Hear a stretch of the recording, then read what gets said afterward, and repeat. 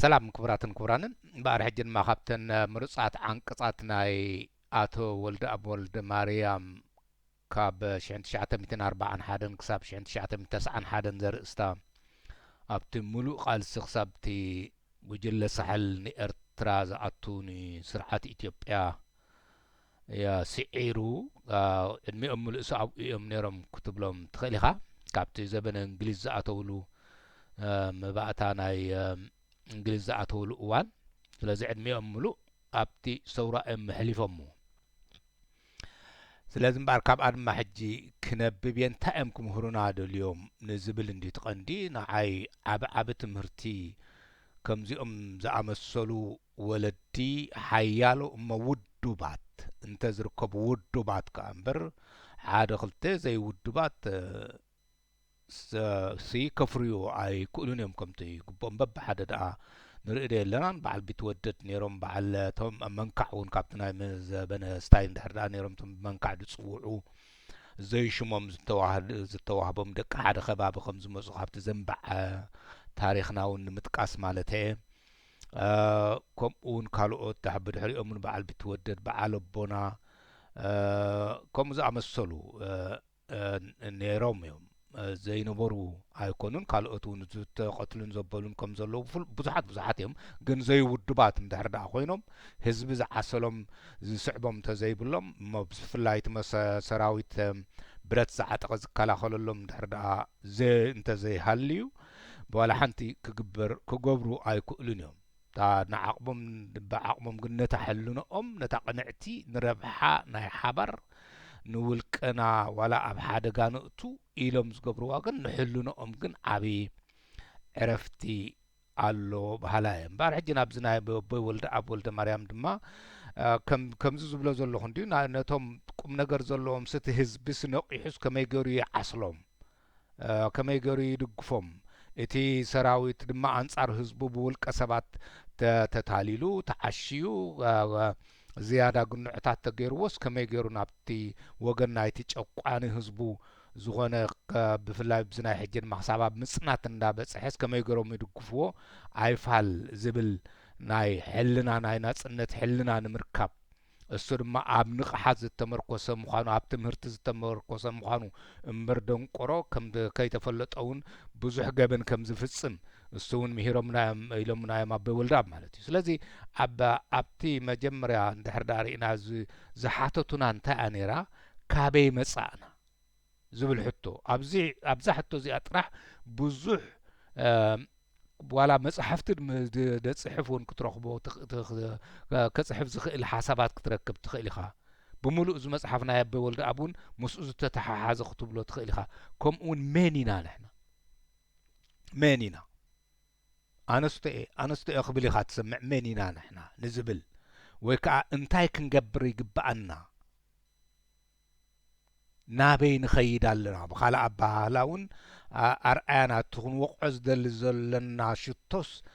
እንታይ እዩ ወይ ከዓ ድማ እተማዕድዎ መን እዮም ዝብል ኣርኣያኹም መን እዮም ንዓይ ሕጂ ከምቲ ዝበልክዎ በዓል ኣቦይ ወልደ ኣብ በዓል እዞም ጳጳስ ዝመኑ መንፈሳዊ ቦና ዝነበሩ በዓል ቢትወደድ እዮም ክብል ሶም እዮም ናቶም ባህሪ እዩ ዝስሕበኒ ካብቶም ብውልቀ ሰባት ዝሪኦት ምንቅስቃሳት ድማ ናይ በዓል ፋሉል ናይ በዓል መንካዕ እውን ኣነ ምስኦም ዝሰማምዕ እዚኦም እዮም ቶም ርኣያ ከም ርኣያ ዝሪኦም መቸን ሃገርና ኤርትራ ዋላ ድሓን ንውሰድ መዓት ጀጋኑ እንዲዮም እስቶ ጅግና ጉዳምያ ዛ ጅግንነት እዚኣ ግን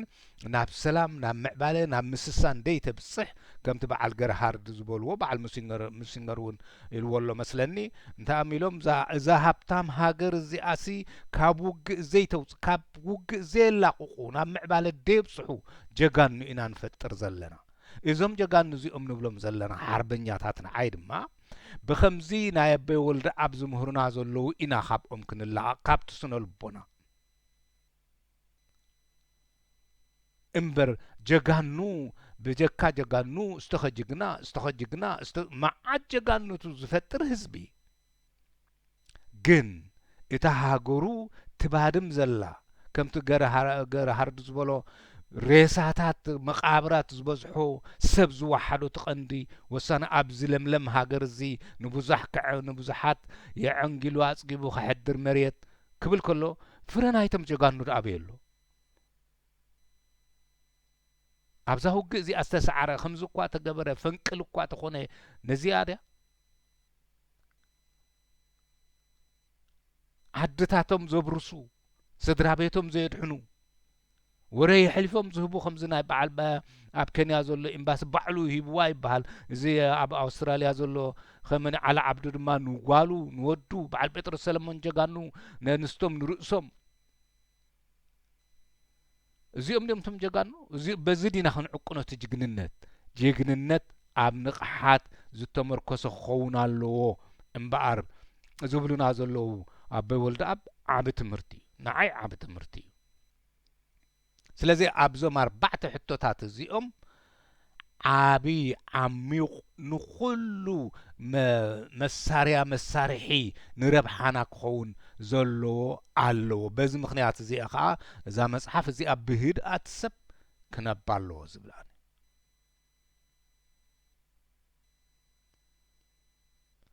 ስለዚ እዞም ኣብ 4 ዳርጋ እታ መጽሓፍ ብምልእታሲ ኣብዘን ሕቶታት እዚአን እውን ክንረኽቦ ንኽእል ኢና እንታይ እንድብላታ ሕቶ ካበይ መጻና መን ኢና ንሕና ከምኡ ድማ መን ኢና እንታይ ንገብር ኣለና እዚ ንጓዓዙ ዘለና ጉዕዞ እሲ እንታይ እዩ ቀደም ሰውራ እንዳበልና እንታይ ጉዕዞ ኢና ተጓዒዝና ሕጂ ከምኡ ከይድገም ዶ የፍሪ እዩ ናበይ ንኸይድ ኣለና ዝብል እዘን ሕቶታት እዚአን ብግቡእ ብሰፊሕ ብዓሚቕ እንድሕር ተተንቲነን ኣብዚ መጽሓፍ እዚ እውን መብዛሕትኡ ካብኡ ዝገፍሑን ከምፅኣ ዝኽእላን ግን ጽማቕ ምሩጻት እንድዮም ኢሎምን ዘለዉ ካብ ምስቲ ግዜውን ዝኸይድ ስለ ዝኾነ ናበይ ንኸይድ ኣለና ኩሉ ዘድሊ ትምህርቲ ዝሓዛኤን እንተ ንጽቡቕ ብጽቡቕ ተሒዝካየን እንተ ንዕንወት ብሕማቕ ተሒዝካየን ወይ ከዓ ተረዲእካየን ሕጂ ንኣብነት ኣነስ ኣብዛ መን ኢና ዝብል ስእለስ ሓሳበይ ክህብ እየ ቅድሚ ንሕና መን ኢና ምባልና ወጻእተኛታት ንሓበሻ መን እዮም ይብልዎም ነይሮም ንሓበሻ ሲ መን ይብልዎም ነይሮም ወጻእተኛታት ንብል ንሕና ድማ ሕጂ መን ኢና ድማ ባዕልህና ንብል እሞ ኣብዚ ዘበን ዘለና ኸ መን ኢና ድማ ክንብል ንኽእል ኢና ኣባ ሓጎታትና መን እዮም ነይሮም እቶም ኣቦዋትና መን እዮም ነይሮም እንታይ ይብሉ ወጻእተኛታት ብዛዕባኦም እንድሕር ዳርኢና መሓመድ በኣና ዝብልዎ ዝነበሩ ጓኖት እየ ከዓ ዝብል ዘለኹ መሓመድ እንታይ እዩ ዝብለና ፍትሓዊ ዝኾነ ንጉስ ዘለዎም ኣህዛብ ፍትሓዊ ይብል ፍትሓዊ ስለዚ ዘይጓድኡ ጓኖት ኢሎም ዶ ብሃይማኖት ምኽንያት ዶ ዘይጓዳእ ባህሊ ዘለዎም እብሉና ወጻእተኛታት ዘበን ቀደም 300 ገለን ብኸንደይ 600 ገለን ድዩ 600 ገለን መሓመድ ዝነበረሉ እዋን ድሕሪ ልደተ ክርስቶስ ጎርደን ከቲ ሓያል ዝነበረ ብወኪል ናይ ግብፂ ምስ ሃፀይ ዮሃንስ ዝተራኸበ እንታይ ይብል ብዛዕባ ሓበሻ ፍትሓዊ ንሰብ ብኸምዚ ኢሉ ዘየጓኒ ይብለና ነቲ ናይ መሓመድ ዝድግፍ እዩ ከምኡ እውን ብምንጽጻር ብዙሓት ዝብልዎ ጥንታዊ ባህሊ ቅርስታት ዘለዎ ጥንታዊ ምዕባለ ዘለዎ ካብ በዓል ኤውሮጳውያን ቅድሚ በዓል ኤውሮጳውያን ምምዕባሎምሲ ሃበሻ ምዕብል ነይሩ ልክዕ ምስቶም ግሪኻውያን ሮማውያን ህንዳውያን ዝስራዕ ዝነበረ ምዕቡል ይበሃል ነይሩ ብሃይማኖት ካብቶም ቀዳሞት ዝስራዕ እቲ ቀዳማይ ኣብ ዓለም ቀዳማይ ምልክት ናይ እምነት መስቀል ሓፂን ዝሰርሐ ይበሃል ሓደ ምዕባለ እዩ ንገዛእ ርሱቲ ናይ ሃይማኖት ምክንያቱ ከመይ ጌርካ ከም ምዕባለ ትሪኦ እቶም እቲ ቅድሚቲ ሓደ ኣምላኽ ምእማን ዝነበረ ኣረሜናዊ መሰል ሰብ ዘይሕሉ ንቆልዑ ንኣምላኻት ንዘየለዉ ዝስውእ እንስሳ እኳ ከይተርፍ በዚ ብበዓል ብርሃም ገይሩ ከም ዝተርፍ ዝገበረት ሃይማኖት እቲ ምዕቡል እዩ ነይሩ ስለዚህ በዝውን ዝፍለጥ ብምንጽጻር ድማ ብመንነቶም ምኩሓት ዝተኣማመኑ ንሕና እኳ ሓበሻ ኢና ዝብሉ ዝኹርዑ ኣብ ንሓድሕዶም ድማ ኣዞ ንጓኖት ዘይኮኑም ብፍላይ ድማ ወረ ማዕርና ዝኸውን የለን ተባሂሉስ እቲ ሓውሲ ትምክሕቲ ዘለዎ ንዝኾነ ሰብ ወጻእተኛ ከም ማዕሪኦም ዘይርእዩ ግን ከም ማዕርና ኣይኮነን ኢሎም ዘየጋፍዑ እታ ትሕዝቶ ኣብኣ ዘላ ተቐበልቲ ጋሻ ምዃኑ ግን ከዓ ሕጂ ብዙሓት ክንጠቅስ ንኽእል ኢና ኣዎንታዊ እታ ቀንዲ ሕመረት ነዚ ህዝቢ እዚ መዓት ጀጋኑሉና ዝብል ህዝቢ ግን ኩሉ ግዜ እቶም ልሂቃኑ ኣብ ናሓድሕዱ ክጋጩን ክዋጋእን ዝነብር በዚ ድማ እዚ ሃብታም ሃገር እዚ መቃብራት ዝበዝሖ ሰብ ዝጎደሎ ዝብልዎ እቶም ወጻእተኛታት ምንባሩ ወካ ክሳብ ሕጂ ዘሎ ወረ በዚ ሕጂ መኸዓ ድማ ዝበኣሰ ኣብ ምጽናት በፂሑ ዘሎ ህዝቢ 60,000 ኣብ ዝሓፂር ግዜ ኣይተነግረ እኳ እቲ ህዝቢ እዮም ዝብሉ ኣይተረድአን ደሎ ስስኳ ፈልጥ እየ 60,000 70,000 80,000 ዘይፍለጥ ዋላ ክልተ ዋላ ሓደ እውን እንተሞተ እቲ ናቱ ክብረት እቲ ወላዲ እቲ ህዝቢ ሓደ ዜጋ ኣጥፊእካ ኣለኻ ኣብ ዘይግባእ ኣትዩ ክበሃል ኢሉ ክንገር ክኽእል ኣሎ ስለዚ እዚ ድማ ሓደ ክሳብ ሕጂ እውን ዘሎ እዩ እቶም ልሂቃኑ ክሳብ ሕጂ ጠምዛዝ ታሪክ እንዳምፅኡ ከምቲ ኣቦይ ወልዲ ኣብ ዝበልዎ ድማ ዘይተማሃረ ከይተፈለጠውን ብዙሕ ገበን ጉድኣት ዝውርድ ዝበልዎ ከም ኣቢላ ዝበልዋ ገበን እዩ ሓቂ ዘረባ ሓይሽ ክሳብ ዘቃትል ተኾይኑ ገበን እዩ ክሳብ ሕጂ ድማ እዚ ምፍልላያት እቶም ልሂቃኑ ክሳብ ሕጂ ኣላ ንዓይ ኣላ በዚኡ ከዓ ድማ በዞም ልሂቃን እዚኦም እዮም እምበኣር እዚ ለምለም ዝኾነ ሃገርና እንታይ ዝበሃል እዚ ክንዲ ሰብ ዝስስንሲ መቃብር ዝበዝሖ ዝተወልደ ሕፁይ ንሞት ማለት እዩ ንውግእ ስለዚ ብመሰረት ኣቦይ ወልዲ ኣብ ንሕና መኒና ንዝብል ሕቶኦም እሞ ንመንእሰያት እንተተመልከትና እንታይ መፀና ብሓሰብና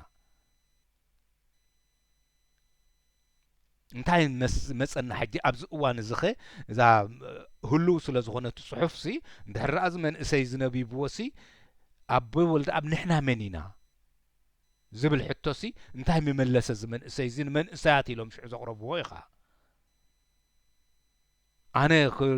ብናዕተይ ስምዒት ካባይ ድማ እቲ መንእሰይ ኣብኡ ዝነበረ ብፍላይ ኣብዚ ናይ ጉጅለ ሳሕል ናፅነት ዝሽሙ ባርነት ብዝኸፍአ ብናይ ውሽጢ እንታይ ዝበለ ሓርነትኩም ካብቲ ወደባት ወድናህና ትብልዎ እውን ድለይዋ ዝበልዎ ወይ ከዓ ድማ ምስላ ድማ ካብ ሕሱም ጎረቤት ካብ እሾኽ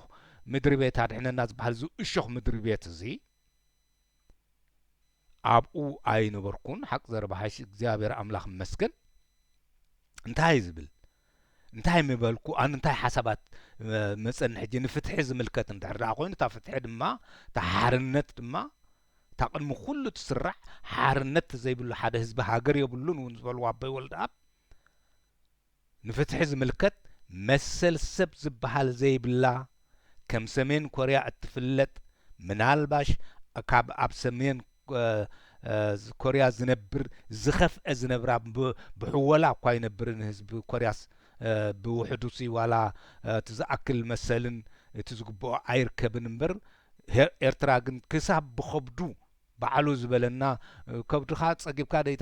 ደይተሓድረላ ሃገር ባንዴራ ኣንበልቢላ ማለት እሞ እንታይ መንያ ንመን እዩ ክሓቶ ደልዩ እሱ ከም ዝኾነ ሓላፍነቱ እስኻ እንዲኻ ሓላፍነቱ ዝብሎ ዘይብሉ እዚ ብመሰል ፍትሒ ክሪኣ ከለኹ ፍርሂ ብፍርሂ ርዒዱ ዝነብረላ ህዝቢ ኤርትራዊ ቀሲኑ ዘይነብረላ ካብዚ ክኸይድ እኳ ካብዚ ዝኸዱ እውን ሸለግ በለግ ፈለግ ንበዓስ ኮን ብድሓን ኣቲና ድኹን ብድሓን ድኹን ንወፅእ ዝብሉላ ገሃንብ ኣብ መሬት የኽብላ ዝኽእል ኣነ ንኤርትራ ሕጂ መኒና ንዝብል እምበኣር ንሱ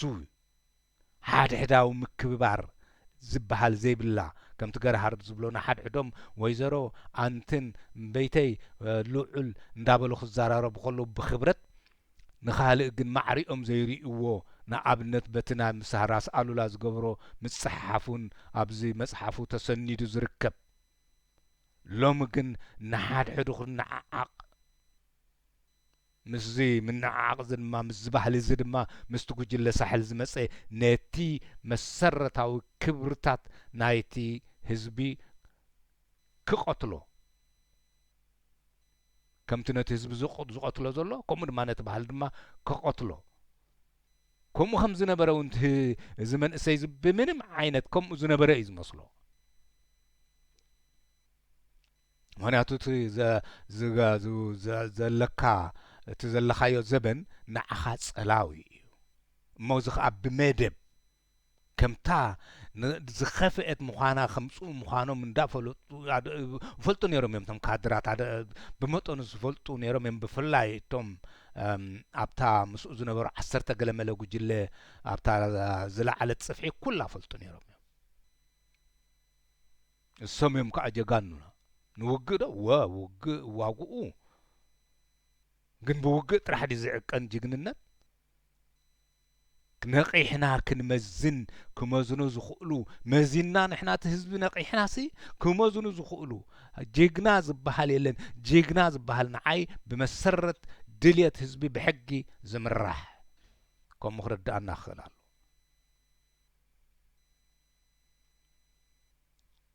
ስለዚ ኣብዚ እዋን እዚ ምክብባር ጠፊኡ ወታወዲ ከምዚ ኣታጓልዛ ከምዚ እንዳበልካ ዝግበር ዝሕንኽ ቃላት ከመይ ገይሩ እዩ ካብቲ ኣፎም ዝወፅእ ዘሎ ዘገርም ነዚ ናይ እዚ ጉጅለ ዝሰሓል ዘምፅኦ እሞ እቲ ዘለናዮ ግዜ ከምኡ እዩ ምዕብልቲ ሃገር ብመሰረቱ ዋላ ኣብዚ ገርሃርድ እውን ኢልዎ ካልኦት እውን ዝብልዋ እንዲ ምዕብልቲ ሃገር እንዲኦም ዝብልዋ ነይሮም ምዕብልና ድማ ከምቲ ዝበልክዎ እውን ቅድም እውን ዝተባሃለ ሓደ ምዕብልና እኮ ይመሰል ሰብ ዝሕሉ ሕብረተሰብ ከዓ ምዕብልና ዝምልከት ክሕጂ ብመራሒኣ ባዕሉ መራሒኣ ድብላ ኣለኹሲ ብሓይሉ ጓዕፂፁ ዝሓዛ ማፍያዊ ስርርዕ ገይሩ ባዕሉ ከም ዝዓነወት እንዳነገረ እሞ እንዳረኣኻዮ እንታይ ይመስል ኣሎ እቲ መናድቕ ናይ ኣስመራኹን ናይ ካልእ ኹን ኩሉ ናይ ባፅዕ ይኹን እንታይ ናይ ምፅዋዕ እንታይ እዩ ዝመስል እንዳረኣኻ ከም ዝዓነወት ባዕሉ እንዳነገርካ እንዳ ጥርሙዝ የለ ገለ የለ ብኣፍሪቃዊ ተቐዳማይ ጥርሙዝ ዝተሰርሓ ኤርትራ እያ ነይራ ባፅዕ ድማ ሉላ ኣይኮነት ገለ ይኮነት ኣንታ ተደሪሩ ዶ ይሓደር ህዝቢ ዝበሃለላ ሃገር ኣላ ኣብዚ ዘበና ስለዚ መን ኢና ንሕና ጡምያት ሱዱዳት መሰል ዝበሃል ዘይረክብ ፈቐዱኡ ክሳቀ ዝኾነ ስምስራ ዝገብሮ ክሳብ ናውቲ ኣካላቱ ዝሽየጦ ኢና ንሕና መን ኢና ንሕና ነዚኦም ዝምህሩና ዘለዉ ከምኡ ኢልና ንሕሰብ ከምዚ ኢልና ኸነስተንትን እዮም እቶም ቃላት ኣቦይ ወልደ ኣብ ዝጠቕሙና ማለት እየ ስለዚ በዚ ድማ እዚ ምዞም ኩሎም ክንሪኦም ከለና እቶም ልህቃና ጌና ድላዮም ዝገብሩና ሕማቕ ከለና ጽቡቕ ዘብሉና ንሕና እኮ ንሕና ኤርትራውያን እኮ ንበይንና ኢና እንተበሉና ድማ ሓቅኻ ዘብሉና ተደምረናል ተበሉ ተደምረናል ዘብሉና ሕጂ ድማ ዝቆልዓዚ ከነርእዮ ኢና ተበሉ ድማ እዎ ሓቅኻ ዘብሉና ነቲ ምራሕትናሲ ከም መገልገልትና ዘይኮነስ ከም ኣምላኻትና ንርእየሉ ደረጃ ንቕሓት ዘለና ገና ኣብኡ ኢና ዘለና እዚ ጉጅለ ሳሕል ድማ ውልድ ክብል ንረብሓ ህዝቢ ኤርትራ ሓሲቡ ይፈልጥን እዩ ስለዚ ከምቲ መኒሽ ምድበሎ እዚ ተኽሊ ዓደንዲ ዝበሃል ህዝቢ ኤርትራ ቀታሊኡ ወይ ከዓ መጽነቲኡ የገብል ኣሎ ዶ ገለሎ ዝበላ ቃል ኣላ እዮም ዝብልዋ እሞቲ ቀንዲ ዝፈልጦ ዝነበረ ካብቶም ኣብቲ ቦታ ሓላፍነት ናይቲ ገበን ገባሪ ጉጅለ ወይ ከዓ ጨንፈር ዝነበረ እቲ ህዝቢ ግን ኣይፈለጠን ቀታሊኡ መጽነቲኡ ምንባሩ ስለዚ ነዚ ንምምሃር ነዚ ክንምሃር እዩ እዚ ቃላት ኣቦይ ወልደ ኣብ ኣገዳሲ ያ ኣገዳሲ ኮይኑ ክንረኽቦ ዘለና ክንመሃሮ ዘለና ስለዚ በዚ ድማ እምበኣር ኣነ ትስነ ልቦና እና ኣብ ዝተሓተ ከም ዝወረደ ምስቲ ናይ ቀደም ክርአ ከሎ ኣብ ንሓድሕድና ዘለና ምክባር ታሕቲ ወሪዱ ኣብ ርእሰ ምትእምማንና ሓበሻ ታሕቲ ወሪዱ ኣታ ሃገርና ፍቕሪ ዝነበረ ታሕቲ ወሪዱ ስለዚ ካብ ናይ ሓባር ናብ ናይ ሓባር ተዋሂድና ምስራሕ ህይወትና ናብ ናይ ናበይ ንኸይድ ኣለና ንዝበሉ እንደዚኣ ክብል ደልየ ዘለኹ ናበይ ከን ሜንዮ ማርኣያና ናበይ ከንጓዓዝ ኣለና ንዝብል እምበኣር ጌና ኣብ ናይ ጥፍዓት ክንዲ ተዋሂድናን ሓቢርናን ናብ ናይ ረብሓና ጎደና ጌና ኣብኡ ዘይኣተና ብሓፂሩ ኣብኡ ኣይኣተናን ጌና ኣብቲ ህልወሳ ናይ ንሓድሕድካ ንሕና ዶ በቃ ላዕላይ ታሕታይ ገዛ ብምፍልላይ ፋሕፋሕ ኢልና ዘለና እቶም ኣብ ወፃእ ዘለና ብፍላይ ጌና ናብ ጥፍዓትና እንጓዓዝ ዘለና እዛ ሃገር እዚኣ ካብ ህዝቢ መቃብራት ዝበዝሕዋ ሃገር እያ ኤርትራ እንበሃለሉ ቀደም ንሓበሻ ነይሩ ሎሚ ግን ንኤርትራ ንበሃለሉ ኩነታት ኣብቲ ጉዕዞቲ ኢና ጌና ዘለና ካብዚ ንምውፃእ እምበኣር ትምህርቲ ኣቦይ ወልደ ኣብ ዘድልየና ንዓና ካብዚ ህትወታት እዚ ክንድሕን እንድሕር ደኣ ኮይንና ሙዕዶን ትምህርቲ ናይ ኣቦይ ወልደ ኣብ ኣዝዩ ጠቃሚ እዩ ስለ ዝኾነ ከዓ ኣነ ካብቲ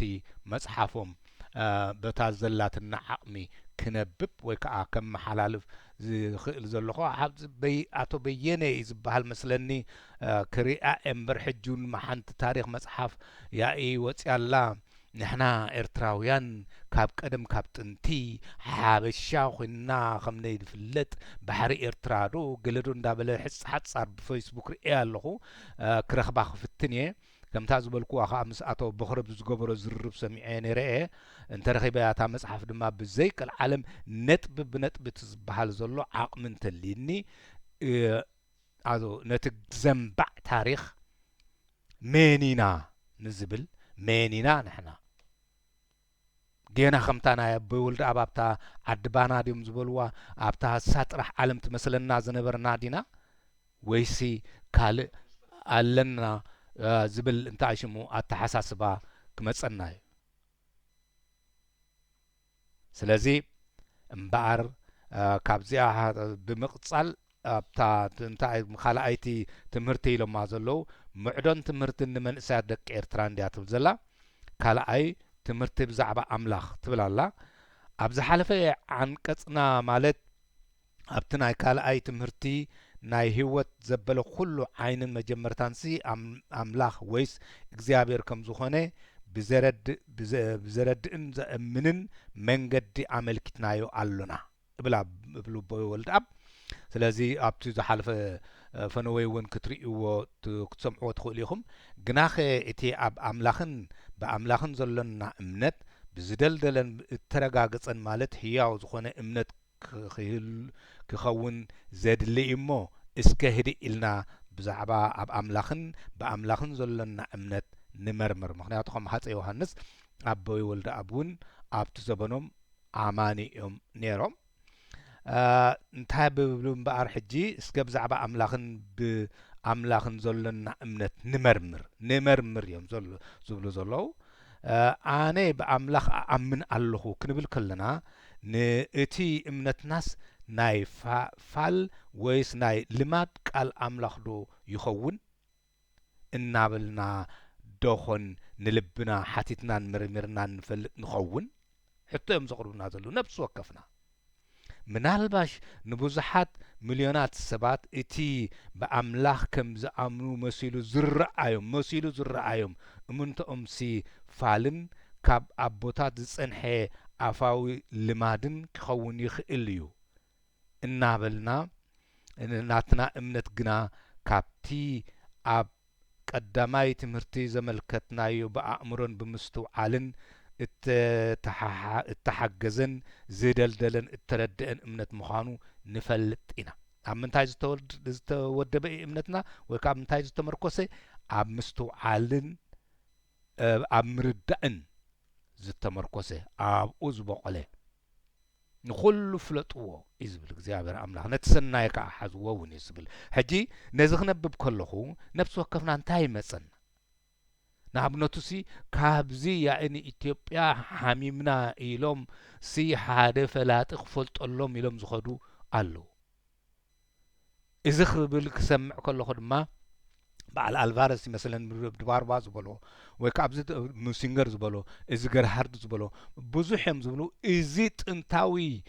እምነት ሓበሻ እዚ ይሁዳዊ እዚ ብዙሕ እቲ ናይ ይሁድ ዝነበረ ናይ ቀደም ቀንጠመንጢ ሓቂፉ ዝኸይድ ዘሎ እዩ ዝብሎ ሕጂ ንዓይ ከም ኣነ መጠን ካብዚ ጠንቋሊ ኣብ እግዚኣብሔር ኣምላኽ ጸልየ እኳ ከይከውንሲ ናብዚ ነዲስ ኣበባ ከይደስ ጠንቋሊ ጠንቂሉ ከሕውየኒ እዩ ዝብል ኢልካ ካብዚ ክትከይድ ከለኻ ኣዝዩ ምስትውዓልን ምርዳእን ዝወሓደ እዩ ወይ ከዓ ሙሲንገር ከዓ እንታይ እዩ ዝበሎ ንሓደ ዘይማዕበለ ሰብ ንኣፍሪቃዊ ሲ እቲ እምነት እግዚኣብሔር ሲ ከም ዝዕውር ብኢዱ ወጢጡ ዝወስዶ ዘሎ ከምኡ እዩ ዝኣምነሉ ዝብል ዝበሎ ኣሎ ስለዚ ካብዚ ተሓሳስባ እዚ ንውፃእ ንረዳእ እንዳበሉ እምበኣር ኣቦና ወልደ ኣብ ወልደ ማርያም ምህሩና ኣሎ እቲ ትምህርትና ከምቲ ዝበሎ ንኹሉ ፍለጥዎ ነቲ ሰናይ ግን ሓዝዎ ፈልጠት እግዚኣብሔር መጀመርታ ጥበብ ያዶ ገለ ዝበላ ሰሎሞን እውን ኣላ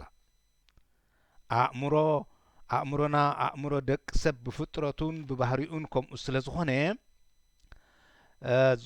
ናይ ዝኾነ ይኹን ነገር ምኽንያት ክድለን ክርከብን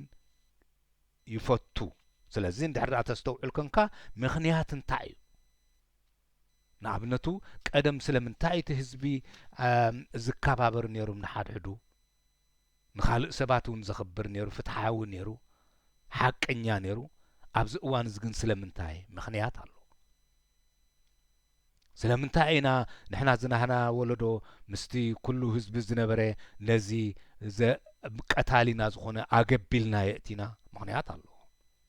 ስለምንታይ እዩ ዝወለዶ እዚ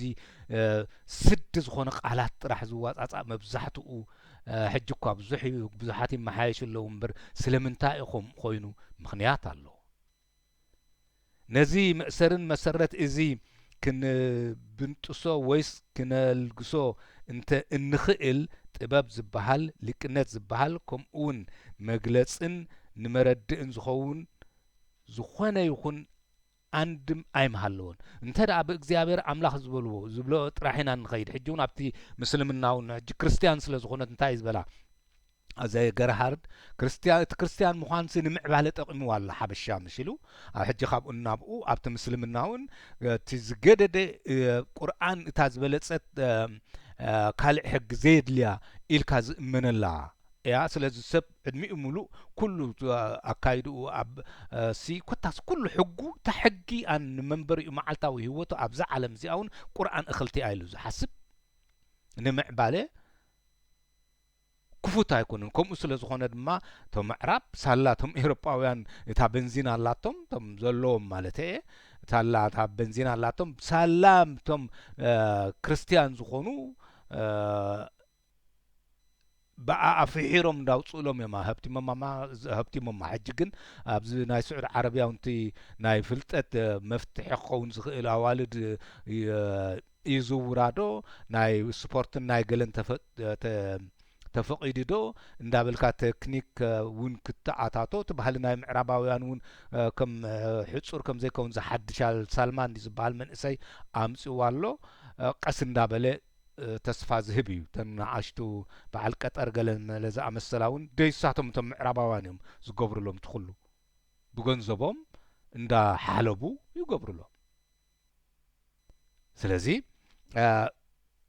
ከምዚ ዝኣመሰለ እንድሕር ደኣ ከምኡ በታ ጥራሕ ኣምላኽ ዝኸዳ ኢና ንበል ንኸይድ እንድሕር ደኣ ኢልኹም ናይ ቁርኣን ንኣብነቱ እንታይ እዩ ዝበሃል እንታይ እዮም ዝብሉና ዘለዉ ከምኡ ዝበሃል ሊቅነት ዝበሃል ፍልጠት ሳይንስ ዝበሃል ከምኡውን ንመግለፅን ንመረድእን ዝኸውን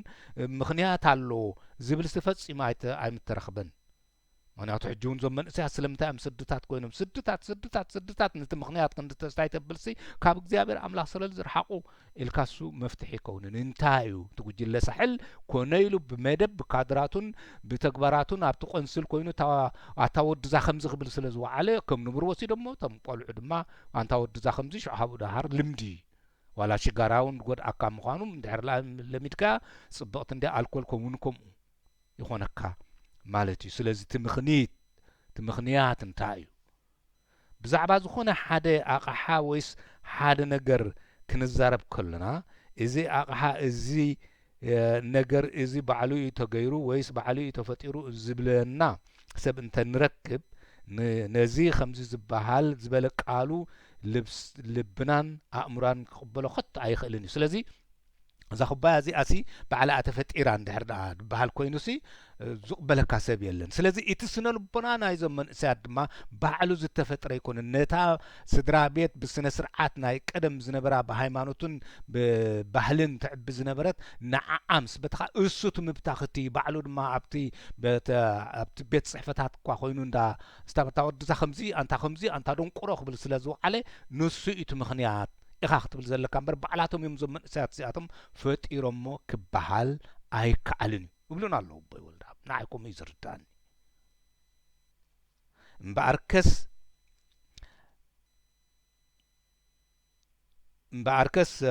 ማለት እዛ ኩባያሲ ባዕላ ተፈጢራ እንተ ዝብለካስ ዝቕበሎ ሰብ የለን ብስነ ልቦና እንዲም ኢሎምና ዘለዉ እምበኣርከስ ነዚ መስተንክር ዝኾነ ማዕለያ ዘይብሉ ፍጥረት ዝበሃል ኩሉ ክንዕዘቦ ከለናስ ንእውን ስራሒኡ ማለት ፈጣሪኡ ከም ዘለዎ ከቶ ክንጠራጠሮ ኣይንኽእልን ንሓደ ፍለግ ወይስ ንሓደ ውሕጅ በቲ ባዕሉ ዝፀረጎ መንገዲ እናተኸተልና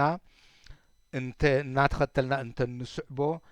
ኣብቲ ዝፈሶ ባሕሪ ወይስ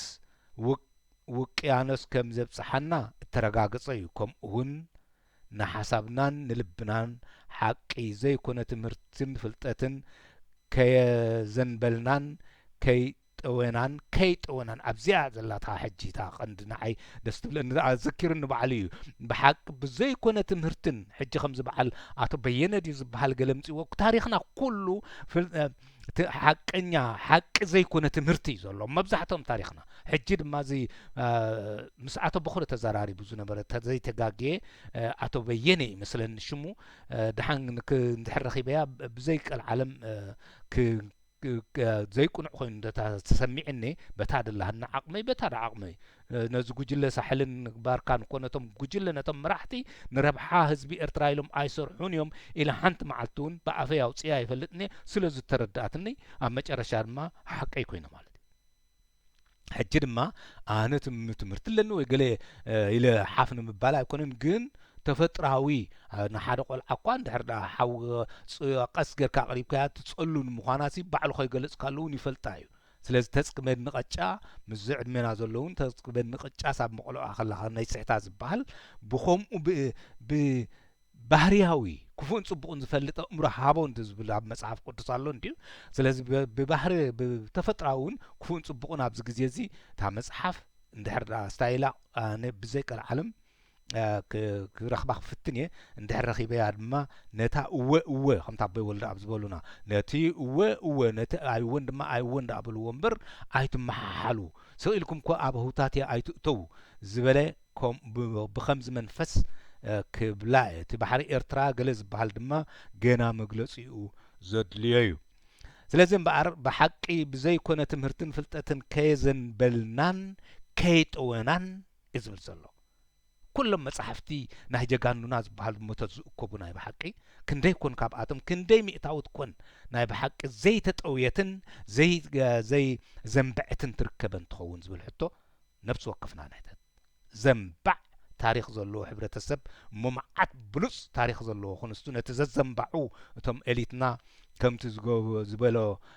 ገርሃርድ ወይ ከዓ ሙሲንገን ከም ዝብሎ ኮኔልካ እንዳጋጭኻ ክንዲ እቲ ህዝቢ ዝስስን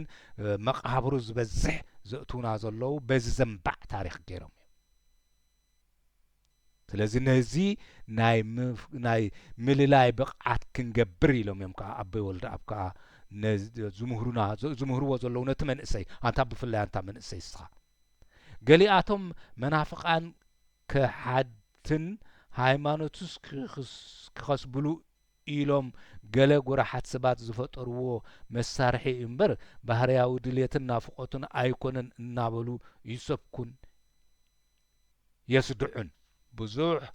ኣብ ዓለም ኣወንታዊ ነገር መባእታ ብናታ ያረዳዳ ማለት መባእታ ኣወንታዊ ነገር ዘምፀአ ንረብሓ ህዝቢ ንረብሓ ወድሰብ ንመሰል ወድሰብ ነታ ማዕርነት ወይ ከዓ ድማ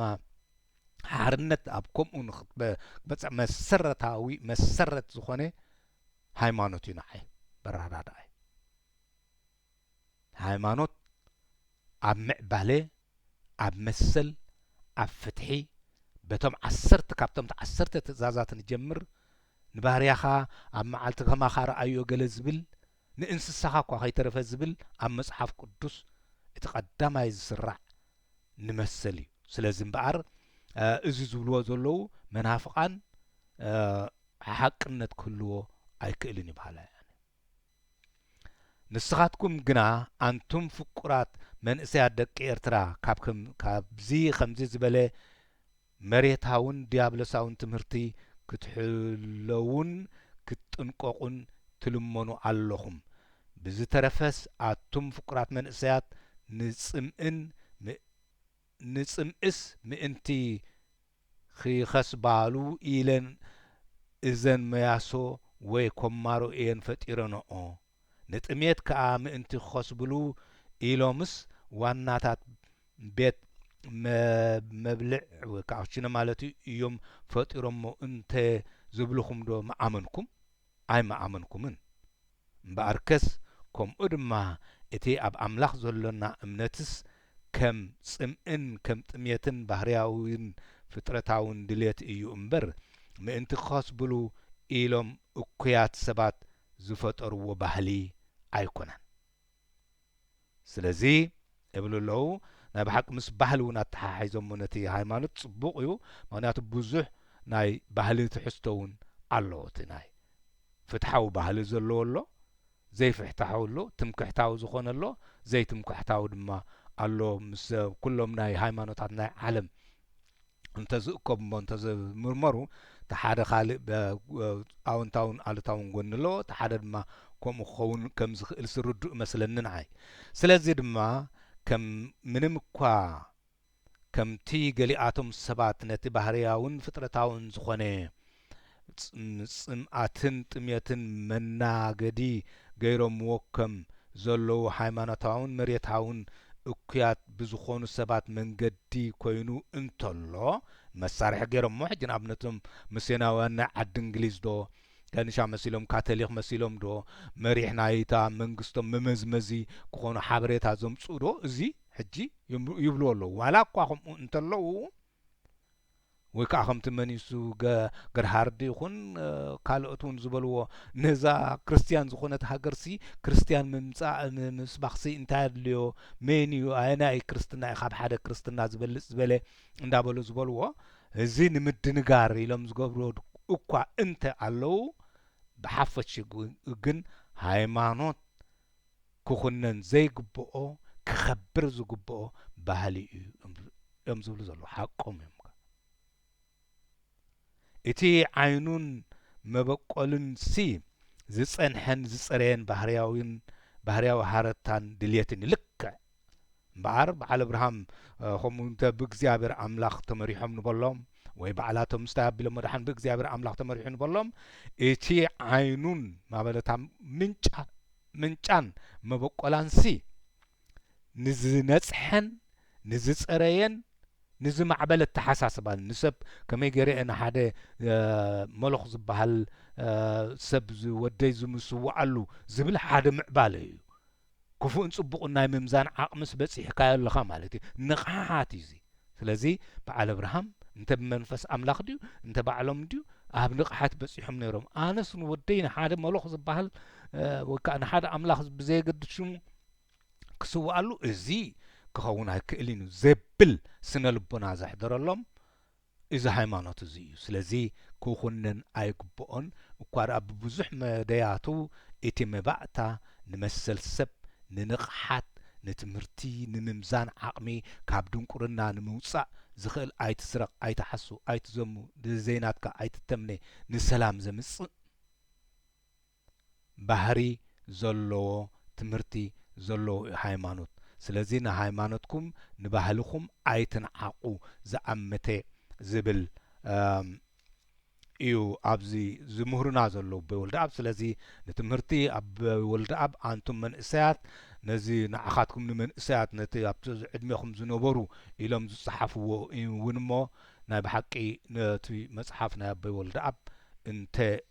ብግቡእ ንሓንሳብ ደጋጊምካ ኣብቲ መጀመርያ ዘይተረዳእካ እውን ካልኣይ ግዜ ምስ ትነቦ ሳልሳይ ግዜ ምስ ትነቦ ዝያዳ ዝበርሃልካ ስለ ዘሎ ንዓኻትኩም ናብ ናይ ረብሓ ከምዞም እስራኤል ድማ ምናልባሽ ዓድኹም ከድኩም እተማዕብልሉ ዘርእኹምን ናብኡ ዝምለሰሉ ከምዞም ቀዳሞት ዘይኮንና መብዛሕትኦም ውሕዳት ኢና እቶም ቀዳሞት በቲ ውድባትን በቲ ካልእ ኣውራጃ ዶ ወዲ መራጃ ዶ ሃይማኖት ዶ ወዲ ሃይማኖቱ ዶ ዝተሓወሰውን ንሓድሕዶም እቶም ኤርትራውያን ኣብዚ ዝተወልዱ ወይ ከዓ ቀዲሞም ዝመፁ ንሓድሕዶም ኣይተዋሰቡን ኣብዚ ተፀፍዮም ተሪፎም እዮም ስለዚ ኣንታ ንእስ ወለዶ ተመሃር ናይ ብሓቂ ዛ መፅሓፍ እዚኣ ዓቢ ትምህርቲ ዘለዋ እያ ስለዚ እምበኣር ንሕጂ ኣብዚ ኣኽልኒ ክሳዕ ዝመፅእ ግዜ